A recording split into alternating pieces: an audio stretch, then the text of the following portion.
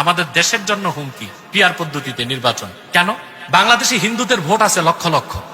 এই হিন্দুরা, হিন্দু বৌদ্ধ খ্রিস্টান ঐক্য পরিষদ যদি পিআর পদ্ধতিতে নির্বাচনে অংশগ্রহণ করে, তা তারা সংখ্যানুপাতের ভিত্তিতে জাতীয় সংসদে অসংখ্য আসন পেয়ে যাবে। বাংলাদেশে যে পার্বত্য চট্টগ্রামে আছে উপজাতি, তারা দীর্ঘদিনের দাবি তাদেরকে আদিবাসী স্বীকৃতি দিতে হবে। আমরা বলি আদিবাসী না, তারা উপজাতি।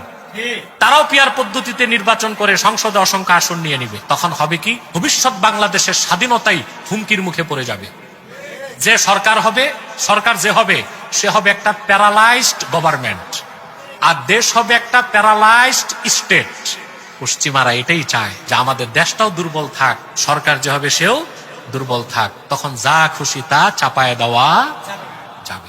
অথবা আপনাদের এখন চিন্তা করা উচিত, 2-4টা সিট আর আসনের জন্য যারা পিআর করে দেশ গরম করতেছেন, নিজেদের স্বার্থ দেখলেন, দেশের স্বার্থ দেখবেন না, এটা বড় একটা ভুল কাজ হয়ে যাবে। মোটের উপর আমি যেটা বলবো, পশ্চিমাদের কোন আদর্শ অনুসরণ করা মুসলমানদের সুযোগ নাই। কারণ